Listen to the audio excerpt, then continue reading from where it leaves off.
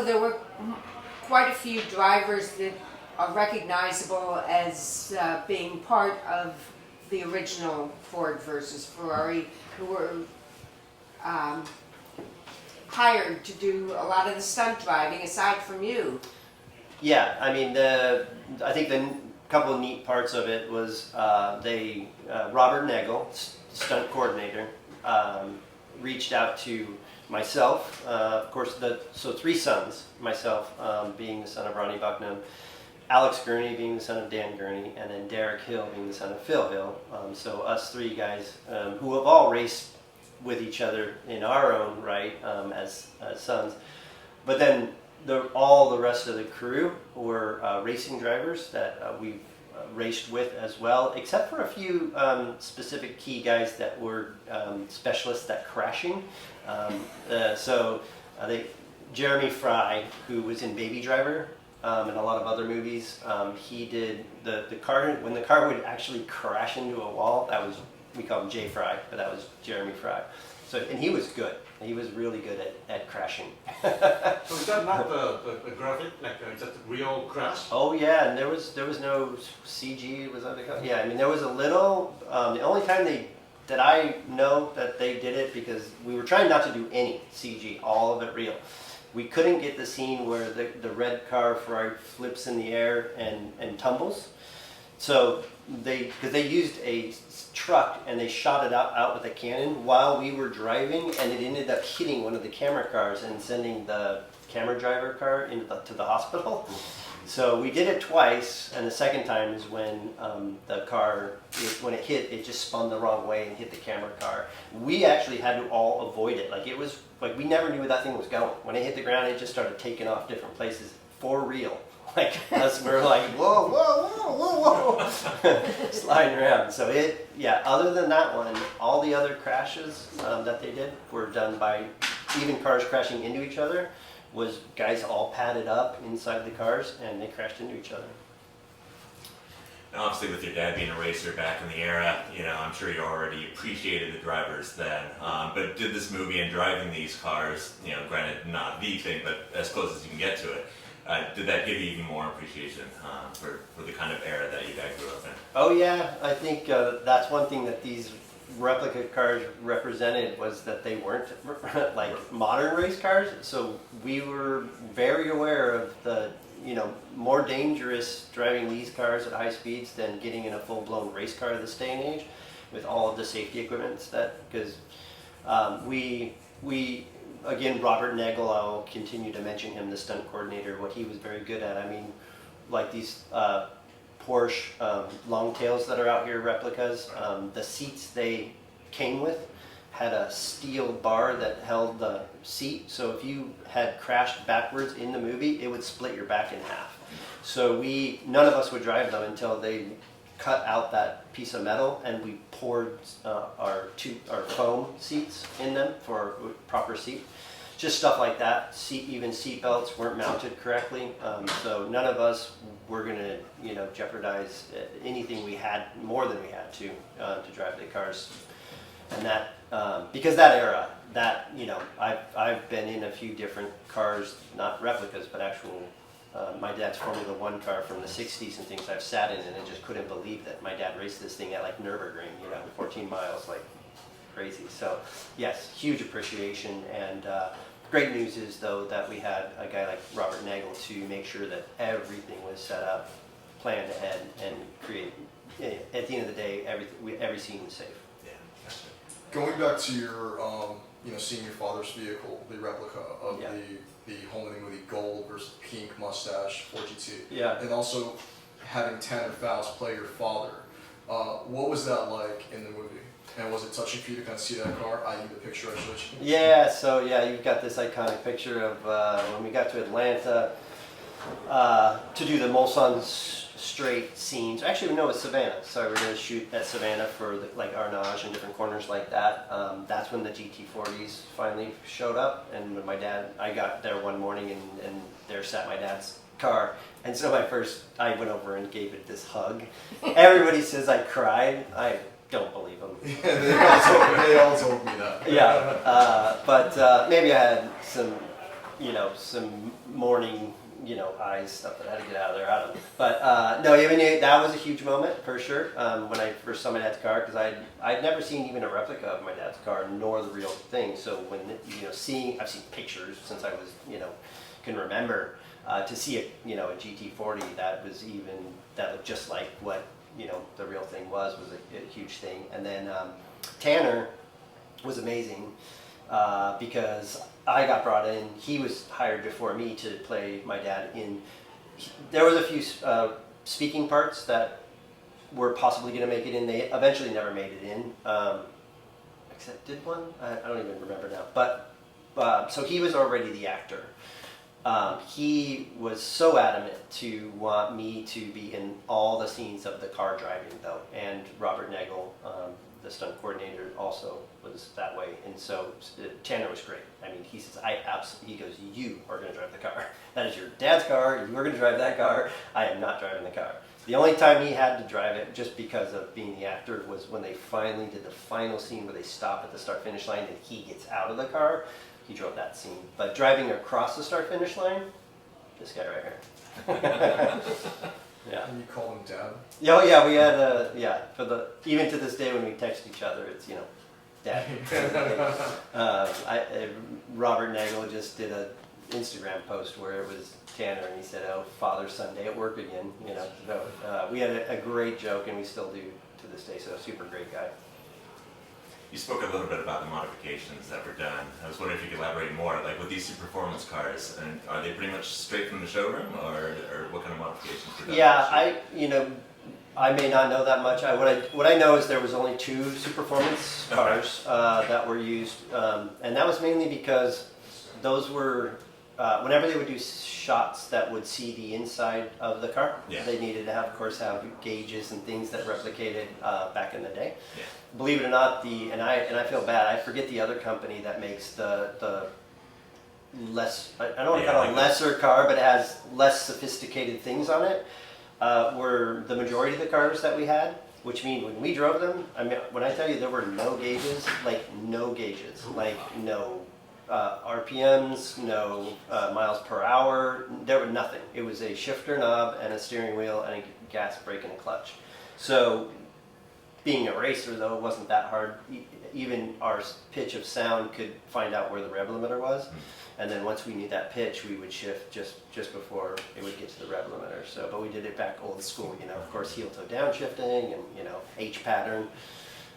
Even where the shifter was, we had to keep cutting out more because it wouldn't get all the way into second. It would pop out, and things like that. So, but the cars, we were constantly making them, even from, when they showed up, they were just bolted together and thrown at us.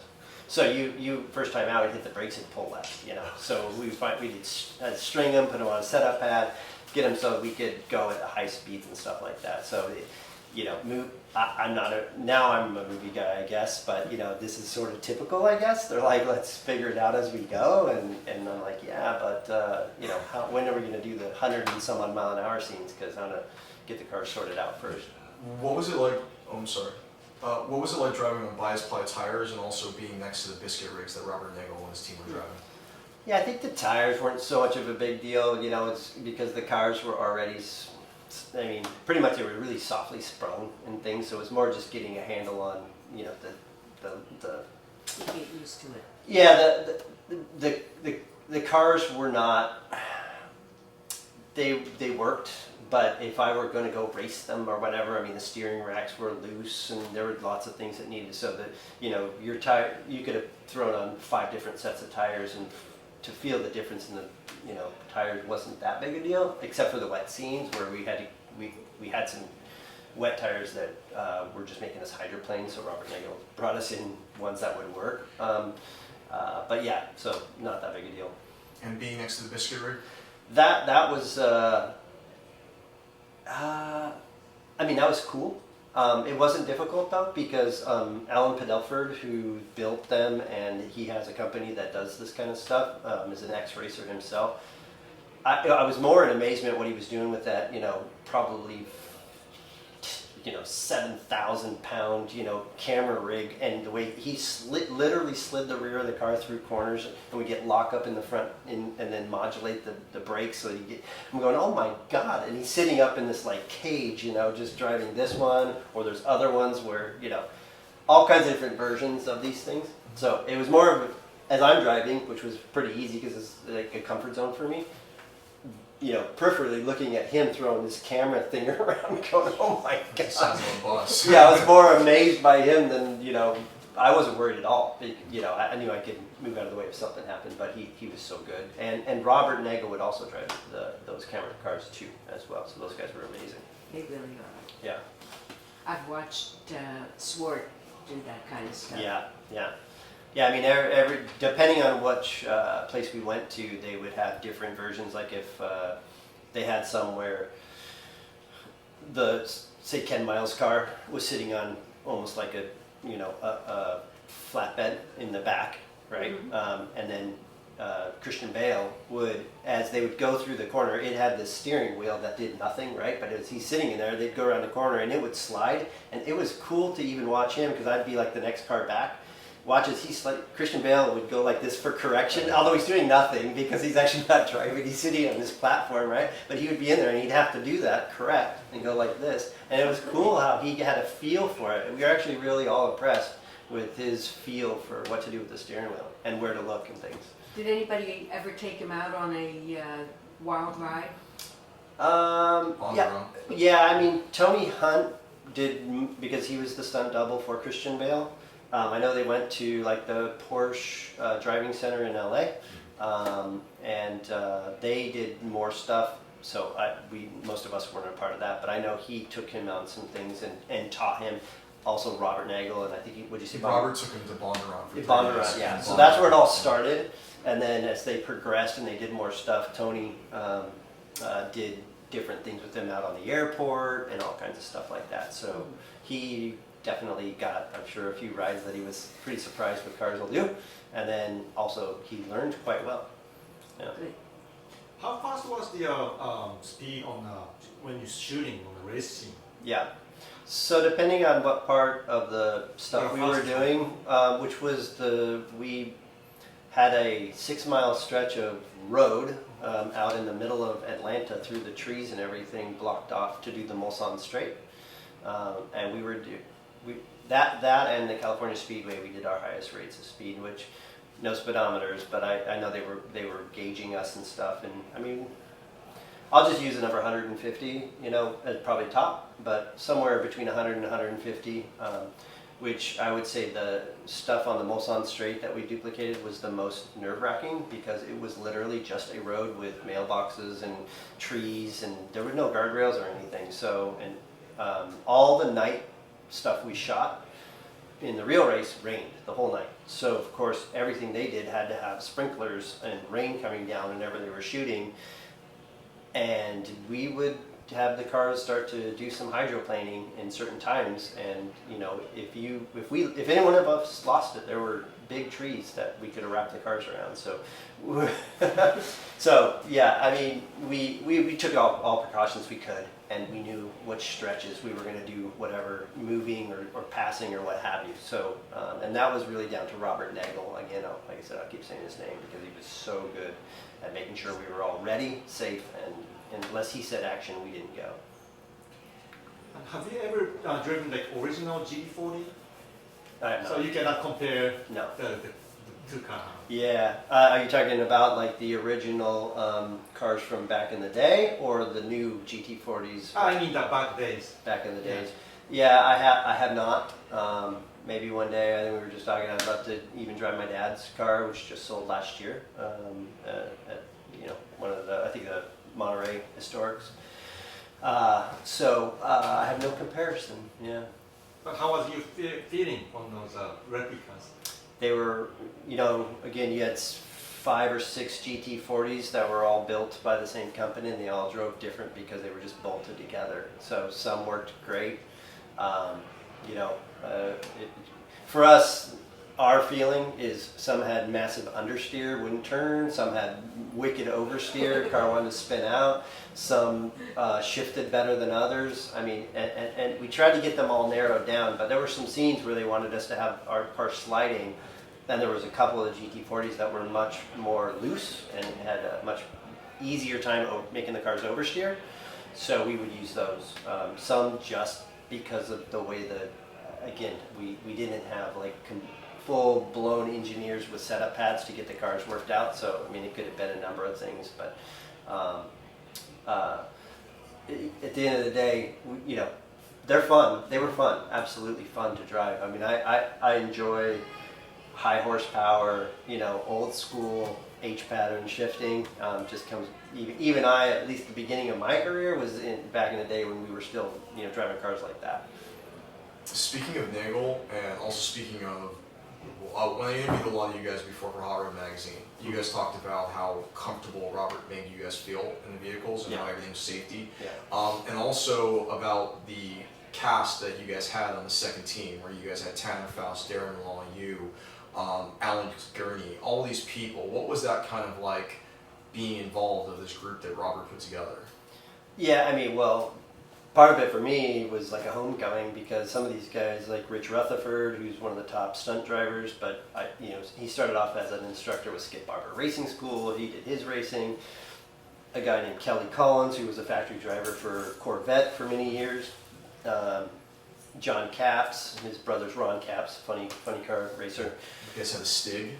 We had Ben Collins, the Stig, yeah, which that's who I met him there. So very cool. And I'm telling you, and Hubernet, Sam Hubernet. That's right, Sam was great. He's Yeah, funny. But all these guys, I mean, they're great, and these guys are the big wigs in the movie stuff. You know, Paul Dollenbach, and we were talking about that. So a little bit of a homecoming for me, but I think more of it was just, I mean, the conversations that would go on in our downtime and all the, you know, the pictures we would take and you know, waiting till we got queued up to do something was so much fun. And then the seriousness that when they'd say we're, you know, doing the next scene, everybody was like, boom, straight into professionalism. I mean, because you just had like, they're almost like, we're all little kids, or, you know, but then straight into professionalism at high speeds, you know, trusting each other on what to do. So super fun. And you guys also mentioned, you, Tanner Faust, mentioned that you guys wanted to get it on camera at speed because the last thing you guys wanted was for the editing team to speed up the footage. Yeah, absolutely. And the hard ones were when we were at Savannah because it's just a tight track. And so we were super concerned. We kept saying, can we do the scene faster? Let's do it. And they're like, well, but you guys are going to be sliding. We're like, yeah, that's good. Like, let's make the car slide. You know, so Nagel's so off, okay, let's do it. The second unit director was Darren Prescott, and him and Robert Nagel are super close. So Robert was our boss, but he and Darren Prescott had to decide whether or not, you know, because when there wasn't any acting stuff with Matt Damon or even Christian Bale, we would have certain days that was our director was Darren Prescott because he's second unit, and so. And he did, you know, Baby Driver and stuff with Robert Nagel and this guy Jeremy Fry. So they understood the nature of needing to make it look good instead of having to speed it up, as you were saying. So they let us as much as we could. There were just some corners that just didn't, we just couldn't get the cars even to stick. They would just start sliding, you know, even at 40 or 50 miles an hour. So we have time for one more question. Well, how about this? With the success of the movie, and with you obviously being, you know, huge in motorsport and living it, yeah. Are there any stories that you would love to see made next that you would love to be a part of, especially?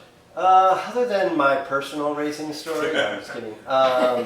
You know, I don't know. I mean, this one was huge. At Rush, of course, with James Hunt and Niki Lauda was big. And then I was saying the documentary of Senna was probably one of the best things I've ever seen. Yeah, super good. I think a cool one, and this is just because it's part of my family. My dad was the first Formula One driver for Honda back in the 60s. And there's so much, I mean, Honda, you know, first car ever made. My dad drove it at Nürburgring. I think that would be some sort of documentary or movie would be amazing. And I think my father deserves it, yeah. So that's the one.